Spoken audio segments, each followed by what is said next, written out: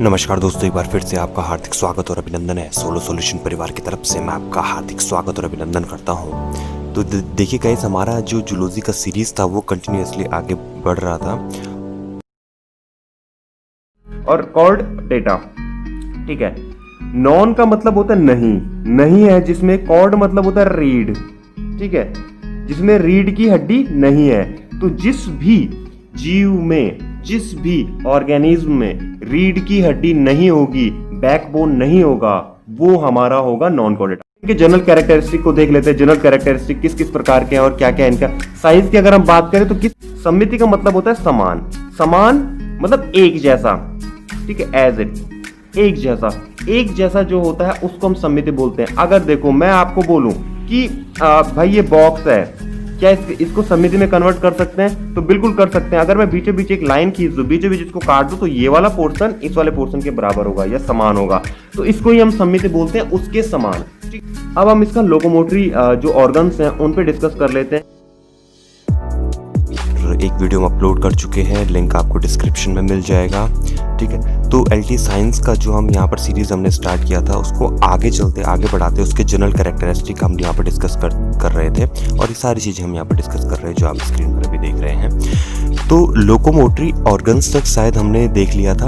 अब हम इसमें आगे देखेंगे, आगे इनमें इंटीग्मेंट किस टाइप से होता है। जो नॉन कॉर्डेट्स होते हैं उनमें इंटीग्मेंट्स किस टाइप से होता है, उनका कवर या उनका जो बाहर स्ट्रक्चर, जिसमें कि वो कौन सी चीज़ उनको कवर में रखती है, मतलब ये सारी चीज़ें हम यहाँ पर देखेंगे, ठीक है। तो कुछ हमारे पास, जैसे अगर हम बात करें एक कोशिकीय जीव, या हम इसको बोलते हैं यूनिसेलुलर, अगर हम इंग्लिश में बोलें, क्योंकि एक कमेंट आया था कि बाइलैंग्वेज में पढ़ाने की कोशिश कीजिए। तो देखिए, मैं एक्सप्लेनेशन तो हिंदी में करूँगा, लेकिन जो मेरे वर्ड्स होंगे या फिर जो टॉपिक होंगे, जैसे ये एक कोशिकीय आया, तो इनको मैं इंग्लिश में ट्रांसलेट करके आपको बताता रहूँगा साथ साथ में। तो आप अंडरस्टैंडिंग सही रखिए और नॉलेज गेन कीजिए, ठीक है।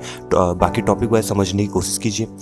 तो जो कुछ हमारे पास यूनिसेलुलर जो नॉन कॉर्डेट्स होते हैं, मतलब एक कोशिकीय अकशेरुकी जो हमारे आसपास जो भी होते हैं, ठीक है, उनके जो बॉडी होती है उन पे कोई भी कवर नहीं होता है, ठीक है। जैसे आपको यहाँ पर दिख रहा होगा, कोई भी आवरण नहीं होता है, उनकी बॉडी में कोई कवर नहीं होता। लेकिन एक चीज़ है, वो जो कवर्ड होते हैं वो किसी एक मेम्ब्रेन से कवर्ड होते हैं, ठीक है, एक मेम्ब्रेन से कवर्ड होते हैं। मतलब अगर मैं बात करूँ यहाँ पर अमीबा की बात करूँ, सपोज दैट, सॉरी, अरे कुछ भी ले लो, अमीबा, ठीक है, अमीबा की अगर मैं बात करूं, या चलो इसको बैक्टीरिया मान लेते हैं, ये बैक्टीरिया है, बैक्टीरिया की बात करूं या अमीबा की बात करूं, तो इनकी बॉडी में ऐसा कोई स्ट्रक्चर नहीं है कि एक स्ट्रक्चर होगा, लेकिन इनकी बॉडी कवर्ड है एक मेम्ब्रेन से, ठीक है, सेल मेम्ब्रेन से। अब देखिए किससे कवर्ड है, एक उसका शरीर जो होता है कोशिका कला से ढका रहता है, दैट्स मीन सेल मेम्ब्रेन से ढका रहता है, ठीक है। सेल मेम्ब्रेन इनके बाहर प्रोटेक्शन करती है। अच्छा, कुछ प्रोटोजोन्स पर पेलिकल का रक्षात्मक आवरण होता है, मतलब पेलिकल का यहाँ पर कवर उनके चारों ओर होता है प्रोटोजोन्स में, अमीबा, पैरामीशियम्स, ठीक है, यूग्लिना, ये इनके बॉडी में एक पेलिकल होता है। उनको हम आगे, जब हमारा टॉपिक आगे चलेगा उसमें अच्छे से डिस्कस करेंगे, ब्रीफली डिस्कस करेंगे, ठीक है। यहाँ पर आप इनके जनरल कैरेक्टरिस्टिक को समझिए, ठीक है। सिलिंड्रेट्स जो होते हैं उनमें एपिडर्मिस होता है, जो उनका बाहर जो उनका बॉडी होता है, बॉडी होता है, और बॉडी के बाहर जो ये मेम्ब्रेन होती है, ये मेम्ब्रेन उनकी एपिडर्मिस कहलाती है, ठीक है। और जो हमारे पास नॉन कॉर्डेट्स बाकी जितने भी बच जाते हैं, उनकी बॉडी में क्यूटिकल और काइटिन नाम का बाहर का इंटीग्मेंट होता है, ठीक है। होपफुली यहाँ पर थोड़ी सी चीज़ें समझ में आएंगी, कुछ चीज़ें कन्फ्यूज हुई होंगी, लेकिन आप टेंशन मत लीजिए। आगे जब ये टॉपिक आगे बढ़ता रहेगा, जब हम प्रोटोजोन्स, जब हम इनको कैटेगराइज करेंगे, प्रोटोजोन्स पढ़ेंगे, और प्रोटोजोन्स में जब हम इनको पैरामीशियम, अमीबा, यूग्लिना, इन सबको ऐसे पढ़ते रहेंगे, बैक्टीरिया, ठीक है। जितना हमारा सिलेबस में हमें वो टॉपिक वाइज क्लियर करना है। इसके साथ साथ अब यहाँ पर जूलॉजी की भी सीरीज हम स्टार्ट करेंगे, जूलॉजी क्वेश्चन बैंक की सीरीज भी स्टार्ट करेंगे। गाइज, यहाँ पर हम एक और चीज़ यहाँ पर स्टार्ट करने वाले हैं, जो हम और हमारी टीम ने सोचा है कि अभी हम एलटी का सीरीज तो हमारा चल ही रहा है, इसके साथ साथ हम सोच रहे हैं कि सीटेट का भी स्टार्ट करें, ठीक है। तो बहुत जल्दी हम इसको सोच रहे हैं स्टार्ट करने की, लेकिन यहाँ पर हम अब टाइम टेबल के हिसाब से चलने की कोशिश करेंगे। एक टाइम टेबल हमने अभी अपना डिस्कस किया है, तो उस पर जैसे वो फाइनल होता है, तो आई होप आपको पर डे यहाँ पर वीडियो मिलने वाली है और नोट्स भी पर डे मिलने वाले हैं। तो मैं तो बहुत ही एक्साइटेड हूँ इस जर्नी के लिए कि ये कैसी जर्नी होने वाली है, क्योंकि इसमें चैलेंजेस भी आएंगे और आप लोगों का सपोर्ट भी होगा, आप डिमोटिवेट भी होंगे और मोटिवेशन तो हमेशा बरकरार रहता है। ठीक है, तो देखते आगे, चलो बढ़ते आगे। अगला पॉइंट था कि अंतःकंकाल, एंडोस्केलेटन कैसा होता है इनकी बॉडी में और किस टाइप से होता है। मतलब इनकी बॉडी में सहारा प्रदान करने के लिए, मतलब थोड़ा सा उनको हेल्प करने के लिए कि भाई वो खड़े हो सके, या फिर मतलब मूवमेंट वो करने के लिए हल्का सा उनकी बॉडी में वो जो हमारे पास स्केलेटन होते हैं वो हल्की क्वांटिटी में होते हैं, लेकिन मांसपेशियां इनको जुड़ने के लिए यहाँ पर यूज होते हैं हमारे पास एंडोस्केलेटन मतलब अंदर का जो स्ट्रक्चर है उसमें बोन्स हैं कि नहीं है, ये सारी चीजें। तो बोन्स होती हैं लेकिन बहुत कम क्वांटिटी में होती है, वो भी पेशीज जो हमारे मसल्स होते हैं उनको जुड़ने के लिए होती है। कुछ हमारे पास जो नॉन कॉर्डेट्स होते हैं जैसे पोरिफेरा हो गया, प्रोटोजोआ हो गया, इनमें एलिमेंट्री कैनाल नहीं होती है। याद रखेंगे पॉइंट को, यहाँ पर पॉइंट को समझते हुए आगे बढ़िए, क्योंकि जब हम टॉपिक में अंदर घुसेंगे तो वहां पर इन सारी चीजों को समझेंगे। अगला पॉइंट बोल रहा है कि जो सिलेंट्रेट्स होते हैं उनमें जो ये एलिमेंट्री कैनाल होती है ये कुछ आंशिक रूप से होती है, मतलब होती है लेकिन बहुत कम होती है, और उसको वहां पर कहा जाता है गैस्ट्रोवेस्कुलर कैविटी। आगे बहुत अच्छे से ब्रीफली इनको पढ़ेंगे, आप चिंता मत कीजिए। ठीक है, अगला ये बोल रहा है कि डॉर्सल जो एलिमेंट्री कैनाल में और क्या क्या होता है कि जो हमारे पास अकशेरुकी जो भी हमारे पास जीव होते हैं या जो नॉन कॉर्डेट्स जो एनिमल्स होते हैं या लिविंग थिंग होती हैं उनमें एलिमेंट्री कैनाल होती है, लेकिन जो नर्व कॉर्ड होती है उसके ऊपर होती है। अभी हम इमेज में देखेंगे इन चीज़ों को, आगे देखेंगे हम इन चीज़ों को, जब हम टॉपिक में चलेंगे तो बहुत अच्छे से इन चीज़ों को समझने की कोशिश करेंगे। आपको बिल्कुल भी यहाँ पे सिर्फ इनको आप रिकॉल कीजिए कि ये सारी चीज़ें इसमें इंक्लूड होंगी, जो हमारा चैप्टर आगे चलेंगे उनमें सारी चीज़ें आएंगी। ठीक है, बस आप इंटरेस्ट के साथ ऐसे बने रहें। ठीक, अगला हमारे पास कि जो हमारे पास कशेरुकी या जो हमारे पास कॉर्डेट्स होते हैं उनका जो आहार नाल होता है उनके ग्रसनी भाग में गिल छिद्र नहीं होते। ग्रसनी भाग में मतलब एक गला वाला जो पोर्शन होता है, इनको भी हम वहां पर देखेंगे, इसमें स्लिट्स नहीं होते हैं, गिल स्लिट्स नहीं होते हैं। ठीक है, चलिए बढ़ते अपने अगले टॉपिक पे। अगला टॉपिक है हमारे पास intra and extra cellular digestion, मतलब कि अंतः एवं बाह्य कोशिकीय पाचन, मतलब जो कोशिका के अंदर पाचन होता होगा और एक कोशिका के बाहर पाचन होता होगा। ठीक है, ये दोनों चीजें होती है, समझेंगे इन चीजों को भी, समझेंगे क्या है। ठीक है, पहला बोल रहा है कि जो प्रोटोजोआ होते हैं, पोरिफेरा होते हैं, इनमें इंट्रा सेलुलर डाइजेशन होता है। यह क्रिया कोशिका के अंदर फूड वैक्यूल में होती है। अभी मैंने आपको अगर ध्यान दिया होगा, आपने अभी ऊपर पे एग्जांपल दिखाया था कि जो हमारे पास अमीबा था, अमीबा कैसे कर रहा था, उसके जो कूटपाद थे या जो सीडोपोडास थे वो साइड से मूव करते हुए उस जो उसका फूड था उस फूड के चारों ओर वैक्यूल बना के उसको सेंटर में ले आता है ना, वहां पर उसका डाइजेशन होता है। तो ऐसे ही पोरिफेरा भी इंट्रासेलुलर डाइजेशन करता है, मतलब ये मुख के द्वारा खाना नहीं खाते हैं बल्कि बॉडी के मूवमेंट में, है ना, बॉडी के मूवमेंट में उस सेल के एक ही उसी सेल के अंदर किसी जीव को एंटर करवाते हैं और उसका वहां डाइजेशन करते हैं। होपफुली समझ में आ रही होगी मेरी बात। ठीक है, सिलिंड्रेट्स की अगर हम बात करते हैं तो सिलिंड्रेट्स में अंतः और बाह्य कोशिकीय दोनों प्रकार का पाचन होता है, मतलब सेल के अंदर भी डाइजेशन होता है और सेल के बाहर भी डाइजेशन होता है, ये सिलिंड्रेट्स में भी होता है। ठीक है, और जो भी हमारे पास बाकी जो नॉन कॉर्डेट्स बचते हैं उनमें एक्स्ट्रा सेलुलर डाइजेशन होता है, मतलब सेल के बाहर उनमें डाइजेशन होता है। ठीक है, होपफुली समझ में आ रहा होगा। यहाँ पर आप रिकॉल करते हुए आगे बढ़िए, आप इसमें ज्यादा डीप मत जाइए, क्योंकि जब ये टॉपिक में आएंगे तो वहां पर आपका बहुत अच्छे से क्लियर हो जाएंगी सारी चीजें, बस आप रिकॉल करते हुए आगे बढ़े। ठीक है, चलिए अगर हम इसके सर्कुलेटरी सिस्टम की बात करते हैं, परिवहन तंत्र की अगर हम बात करते हैं, तो जो लोअर नॉन कॉर्डेट्स होते हैं उनमें ये सर्कुलेटरी सिस्टम नहीं होता है। फॉर एग्जाम्पल के लिए ले लेते हैं हम, अगर हमारे पास कोई भी प्रोटोजोवंस है, सपोज दैट अगर अमीबा है, ठीक है, या यूग्लिना है, तो इनमें जो होता है ये लोअर नॉन कॉर्डेट्स होते हैं। ठीक है, या बैक्टीरिया है, ठीक है, उनमें कोई भी सर्कुलेटरी सिस्टम नहीं होता है। अगर फॉर एग्जांपल के लिए आपने देखा होगा कि बहुत टाइम आपने पढ़ा होगा कि अमीबा में जो फूड प्रोसेस होती है वो कैसे होती है, कि अमीबा का कुछ इस टाइप से स्ट्रक्चर होता है। ठीक है, उसके सामने एक फूड आता है, फूड रहता है, उसके बाद वो क्या करता है, जो इसके ये कूट होते हैं या सीरोपोडास जो होते हैं, ये इनको मूव करता है, उसके चारों ओर एक घेरा टाइप का बनाता है और फूड कहाँ पे रहता है, सेंटर में। और कुछ टाइम बाद क्या हो जाता है, जब ये कूटपाद ऐसे आगे मूवमेंट करते हैं और ये फूड जो होता है ये फूड सेंटर में आ जाता है और वैक्यूल के रूप में आ जाता है, ठीक है। उसके बाद इसका डाइजेशन भी यही होता है और एक्सक्रीशन भी यही होता है, ठीक है। होपफुली यहाँ पे समझ में आया होगा। यहाँ पर जो फिर बोल रहे हैं कि एनेलिडा और इकोनोडर्मेट्स जो होते हैं इनमें क्लोज सर्कुलेटरी सिस्टम होता है। क्लोज सर्कुलेटरी सिस्टम और ओपन सर्कुलेटरी सिस्टम, ये दो यहाँ पर टर्म्स यूज होते हैं, ठीक है। क्या क्या बोला मैंने, एक बोला क्लोज, ठीक है, क्लोज सर्कुलेटरी सिस्टम, एक बोला मैंने ओपन सर्कुलेटरी सिस्टम, ठीक है। इन दोनों में डिफरेंस क्या है? क्लोज सर्कुलेटरी सिस्टम या बंद परिवहन तंत्र, ठीक है, बंद परिवहन तंत्र, या ओपन सर्कुलेटरी सिस्टम खुला परिसंचरण तंत्र या परिवहन तंत्र, आप व्हाटएवर आप कुछ भी बोले इनको, ठीक है। तो जो क्लोज वाला होता है, क्लोज सर्कुलेटरी सिस्टम में क्या होता है कि सारे के सारे ऑर्गन वेल डिफाइन होते हैं। वेसल्स के थ्रू कोई भी, जैसे वेसल्स के थ्रू ब्लड में, है ना, ये सारी चीजें शरीर में पहुंचती हैं। तो एक क्लोज एक वेल डिफाइन ये चीजें होती हैं। ओपन सर्कुलेटरी सिस्टम में क्या होता है कि कोई भी चीज ओपनली ऐसे ही ब्लड में भेज दी जाती है। फॉर एग्जाम्पल के लिए आप यहाँ पे समझे, जैसे अगर सपोज दैट अगर हमने खाना खाना है, अगर हम खाना खाएंगे तो हम माउथ से खाएंगे और माउथ से खाने के बाद क्या सीधे स्टमक में जाएगा, स्टमक, ठीक है, फिर स्मॉल इंटेस्टाइन, फिर लार्ज इंटेस्टाइन और लास्ट में एनस के थ्रू बाहर निकलेगा। तो ये इतना बड़ा एक प्रोसेस बनेगा। इस प्रोसेस में कहीं प्रोटीन का एब्जॉर्प्शन होगा, कहीं कार्बोहाइड्रेट्स का होगा, कहीं पे फैट का होगा, ठीक है। हर एक चीज सिंथेसिस होती रहेगी, मतलब संश्लेषित होती रहेगी, उनको एब्जॉर्ब किया जाएगा हर मोमेंट पे, है ना।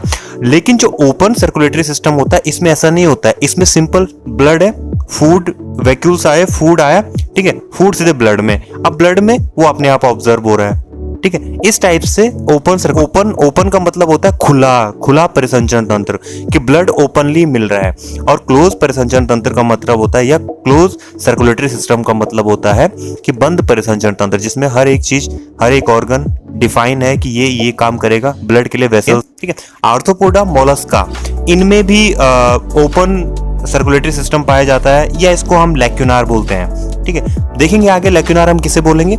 इसमें जो रुधिर ब्लड कैपिलर्स वो होती ही नहीं है, ठीक है। ब्लड कैपिलर्स आर्थ्रोपोडा और मोलस्का में नहीं होती हैं, ठीक है। अकशेरुकी जो हमारे पास बाकी जो भी नॉन कॉर्डेट्स जो बचते हैं उनमें एक सिस्टम पाया जाता है जिसको हम बोलते हैं हिपैटिक पोर्टल सिस्टम या यकृत निवाहिका उपतंत्र। इसको आगे देखेंगे कि क्या क्या चीजें ये होती हैं। तो चलिए रेस्पिरेटरी सिस्टम को देख लेते हैं। रेस्पिरेटरी सिस्टम में क्या क्या चीजें हैं। तो रेस्पिरेटरी सिस्टम में क्या होता है, कोई भी गैसेस का अगर हम एक्सचेंज कर रहे हैं और गैसेस का एक्सचेंज कर रहे हैं तो वो हमारा श्वसन है या रेस्पायर है, ठीक है। और जिनके थ्रू जो जो चीजें उसमें चाहिए होंगी, जो जो ऑर्गन उसमें पार्टिसिपेट कर रहे होंगे, उन पूरा का पूरा एक सिस्टम बनाएंगे जिसको कि हम बोलेंगे रेस्पिरेटरी सिस्टम। उसको क्या बोलेंगे, रेस्पिरेटरी सिस्टम या श्वसन तंत्र। देखिए यहाँ पे डेफिनेशन है, आप खुद पढ़ लीजिएगा।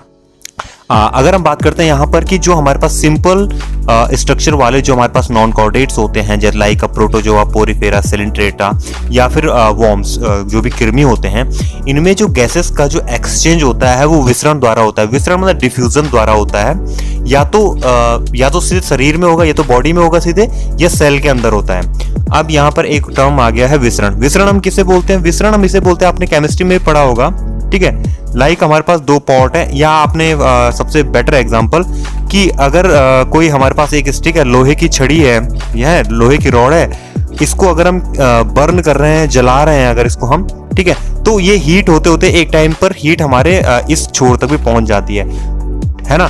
तो इसी को हम विसरण कहते हैं। जो ये हीट के जो पार्टिकल्स हैं वो इस पोर्शन से, इस वाले पोर्शन से, स्टार्टिंग पोर्शन से और एंड वाले पोर्शन तक पहुंच चुके हैं, तो ये एक प्रोसेस हुई, इसको हम विसरण बोलते हैं। तो इसमें भी यही है, या तो रेस्पिरेटरी विसरण के थ्रू होगा, ठीक है, या सेल के अंदर डायरेक्ट होगा, ठीक है। इन मतलब जो पोरिफेरा या प्रोटोजोआ या सिलिंट्रेट्स होते हैं, इनमें कोई भी ऑर्गन नहीं होता है सांस लेने के लिए, सांस छोड़ने के लिए एक पर्टिकुलर ऑर्गन नहीं होता। जैसे हमारे पास माउथ है, मुंह है, वैसे इनके पास ऐसा पर्टिकुलर कोई ऑर्गन नहीं होता है। या ये क्या कर सकते हैं, अपनी जो मॉइस्चर जो स्किन होगी उसके थ्रू भी रेस्पिरेट कर सकते हैं, ठीक है। जो कीट होते हैं, ठीक है, उनमें एक ट्रेकियल तंत्र होता है, ट्रेकियल जो सिस्टम होता है उसके थ्रू ये रेस्पायर करते हैं। तो मोलस्का जो होते हैं उनमें क्लोम्स होते हैं, ठीक है। इकाइनोडर्मेट्स में डर्मल ब्रांची होते हैं, ठीक है, चर्मीय कुलोम होते हैं, ठीक है। होपफुली समझ में आ रहा होगा। देखिए आगे देखते हैं उत्सर्जन तंत्र, एक्सक्रीटरी ऑर्गन क्या क्या होता है। प्रोटोजोआ, पोरिफेरा और सिलिंड्रेट में उत्सर्जी अंग नहीं होते हैं, ये जनरल वही। ये क्या करते हैं, जो अमीबा का, जब आपने अमीबा का फूड प्रोसेस देखा होगा, लास्ट में जो पार्टिकल था, जो फूड मॉलिक्यूल था, जब वो बॉडी के अंदर था, उससे जब एनर्जी पूरी एब्जॉर्ब हो गई तो उसको उन्हीं उत्पादों के थ्रू वो धीरे धीरे एक्सक्रीट भी बॉडी से बाहर हो जाता है। इस प्रोसेस को भी हम आगे समझेंगे कि किस टाइप से होती है, ठीक है। उत्सर्जित पदार्थ विसरण द्वारा या सीधे बाह्य पर्यावरण में क्या कर दिए जाते हैं, मुक्त कर दिए जाते हैं। या तो विसरण वही वाली प्रोसेस के थ्रू उनको बाहर निकाल दिया जाए, ठीक है। चपटे जो कृमि होते हैं इनमें फ्लेम सेल होती हैं, ठीक है। और एनिलिडा, मोलस्का में और निफेरिडा तथा कीटों में इनमें मालपीगी नलिकाएं या मालपीगी ट्यूब्स उत्सर्जी अंग होते हैं, ठीक है, एक्सक्रीटरी सिस्टम होते हैं। समझेंगे इन सारे टर्म्स को हम आगे समझेंगे, ठीक है। अब हम देखते हैं नर्वस सिस्टम। नर्वस सिस्टम किस टाइप से होता है, तो यहाँ पे इमेज आपको दिख रही होगी। इमेज में सिलिंड्रेट्स में जो नर्वस सिस्टम है वो किस टाइप से होता है। देखिए ये इमेज मैंने इसीलिए जोड़ी है क्योंकि जो सिलिंड्रेट्स होता है उनमें जो नर्वस जो सिस्टम जो होता है, ये सेल जो होती है, नर्व सेल्स जो होती है, ये पूरा देखिए आपको यहाँ पे इमेज दिख रही होगी, पूरा एक नेट बना रही है अंदर पूरी बॉडी में। एक नेट के थ्रू, जैसे बॉडी है उसमें पूरे नेट के थ्रू ये फैली हुई रहती है। तो होपफुली यहाँ पे समझ में आ रहा होगा, ठीक है। प्रोटोजोआ और जो पोरिफेरा होते हैं इनमें कोई भी नर्वस सिस्टम नहीं होता है। मोलस्का और कुछ ऑर्थ्रोपोड में गैंग्लिया जो माइंड होता है वो बनाते हैं, ठीक है। मतलब गैंग्लिया कहाँ पे होगा, यहाँ पे देखते हैं, ये हमारे पास क्या होगा, गैंग्लिया, ठीक है। ये एक नर्व तो नहीं है लेकिन मान सकते हैं हम थोड़ा बहुत, ठीक है। मतलब नर्व कॉर्ड एक गैंग्लिया बनाते हैं, कॉर्ड जो नर्व कॉर्ड्स होती हैं, ये देखिए नर्व्स कॉर्ड जो होती हैं ये मिलकर एक गैंग्लिया बनाते हैं, ठीक। होपफुली समझ में आ रहा होगा। बाकी आप देखिए नोट्स आपको प्रोवाइडेड है वेबसाइट पे www.solosolution.net पे आप जाइए और वहां पर आपके सारे के सारे नोट्स वहां पे मिल जाएंगे आपको। तो देखिए आगे देखते हैं सेंस ऑर्गन। सेंस ऑर्गन कैसे होता है नॉन कॉर्डेट्स में। तो नॉन कॉर्डेट्स में जो जनरली जो होता है उनमें सिंपल सेंस ऑर्गन पाए जाते हैं, ठीक है। जैसे प्रोटोजोआ हो गया, इनमें कोई सेंस ऑर्गन नहीं, ठीक है। सिलिंड्रेट्स की अगर हम बात करते हैं तो सिलिंड्रेट्स में उनकी जो बॉडी होती है सिलिंड्रेट्स की, उनमें जगह जगह पर कुछ सेंस सेल्स लगी होती हैं, ठीक है। सेंस सेल्स, संवेदी कोशिकाएं लगी होती हैं, सेंस सेल्स लगी होती हैं। और बाकी जो जंतु बच जाते हैं उनमें सेंसरी पेट्स हो गया या स्टेटोस्टिस हो गया, या फिर जो हमारे पास आईज हो गई, या फिर हम बोल रहे हैं कि स्पर्शग्राही या टेक्टाइक रिसेप्टर हो गए। अब इसमें देखते हैं कि नॉन कॉर्डेट्स में रिप्रोडक्शन प्रोसेस किस टाइप से होती है, ठीक है। देखिए जो हमारे पास नॉन कॉर्डेट्स होते हैं उनमें सेक्सुअल और एसेक्सुअल, ठीक है। अलैंगिक मतलब एसेक्सुअल और सेक्सुअल हमारे पास रिप्रोडक्शंस होते हैं, ठीक है। लैंगिक मतलब सेक्सुअल। तो सेक्सुअल और एसेक्सुअल यहाँ पर रिप्रोडक्शन इनमें दोनों प्रकार से पाए जाते हैं। आर्थ्रोपोडा, मोलस्का या एक्सेट्रा इनमें जनरली सेक्सुअल रिप्रोडक्शन होता है। एनिलिडा तथा इकाइनोडर्मेट्स में पुनर्जनन की अपूर्व क्षमता होती है, ठीक है। मतलब पुनर्जनन